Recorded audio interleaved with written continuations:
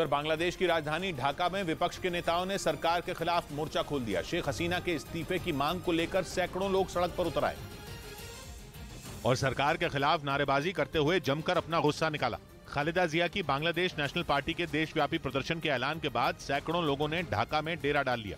प्रदर्शन में शामिल हुए लोगों ने शेख हसीना सरकार से निष्पक्ष और पारदर्शी तरीके से चुनाव कराने की मांग की। विपक्ष प्रधानमंत्री शेख हसीना पर चुनाव में धांधली कर सत्ता हथियाने का आरोप लगाता रहा है। यही वजह है कि अब लोग शेख हसीना से इस्तीफे की मांग करते हुए निष्पक्ष चुनाव कराने के लिए प्रदर्शन कर रहे हैं। इस बीच मध्य प्रदेश के इंदौर में ग्लोबल इन्वेस्टर्स समिट का प्रधानमंत्री नरेंद्र मोदी ने उद्घाटन किया। 12 जनवरी तक चलने वाली इस समिट को प्रधानमंत्री ने वर्चुअली संबोधित भी किया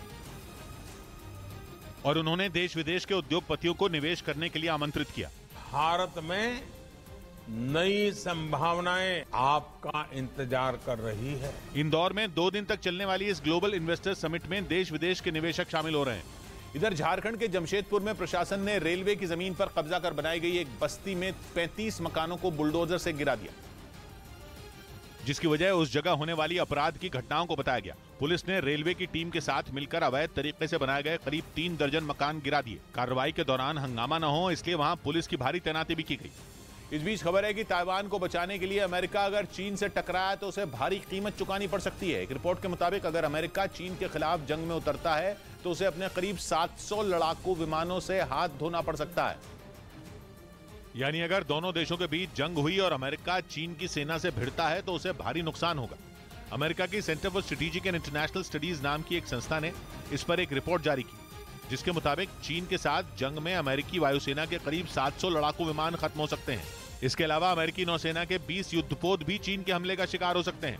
दावा है कि इस जंग में अमेरिका के 3200 सैनिकों की मौत भी हो सकती है। इस रिपोर्ट में यह अनुमान लगाया गया है कि अगर दोनों देशों के बीच 21 दिन तक जंग चली तो कितना नुकसान होगा। इधर केंद्रीय स्वास्थ्य मंत्री मनसुख मांडविया ने ब्रेविंग अ वायरल स्टॉर्म नाम की किताब का विमोचन किया। इस किताब में कोरोना काल के दौरान मुश्किल हालात में वैक्सीन बनाने की योजना का जिक्र है और साथ ही कोरोना वैक्सीन बनाने के लिए भारत सरकार के दृढ़ संकल्प की कहानी भी है। ब्रेविंग अ वायरल स्टॉर्म किताब के लेखक आशीष चंदोरकर और सूरज सुधीर हैं। किताब के विमोचन से पहले इसकी एक कॉपी प्रधानमंत्री नरेंद्र मोदी को भी भेंट की गई। उधर गुजरात के सूरत में अंतर्राष्ट्रीय पतंग महोत्सव की शुरुआत हो गई। पतंग उड़ाने का यह उत्सव वापी नदी के रिवर फ्रंट पर शुरू हुआ, जिसमें देश के अलग अलग राज्यों समेत 17 दूसरे देशों के लोगों ने भी हिस्सा लिया। शहर के मेयर और सूरत जिले के सभी विधायक भी इस उत्सव में शामिल हुए। कोरोना की वजह से इस बार 2 साल बाद पतंग महोत्सव शुरू हुआ, जो मकर संक्रांति तक चलेगा। इस बीच खबर है कि रूस से जंग लड़ रहे यूक्रेन को अमेरिका आने वाले दिनों में अपनी ताकतवर बख्तरबंद गाड़ी स्ट्राइकर भेजने की तैयारी में है। हालांकि अमेरिका के रक्षा मंत्रालय पेंटागन की तरफ से यह साफ कर दिया गया कि इस पर अभी कोई फैसला नहीं लिया गया है, लेकिन ऐसा कहा जा रहा है कि अगले हफ्ते के आखिर तक अमेरिका यह ऐलान कर सकता है कि वो अपनी दमदार बख्तरबंद गाड़ी स्ट्राइकर की एक खेप को ज़ेलेंस्की की सेना की मदद के लिए यूक्रेन भेजेगा।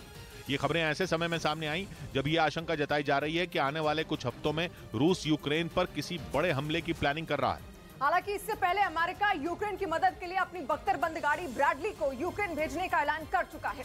अमेरिका जल्द ही यूक्रेन के लिए 50 ब्रैडली रवाना करेगा।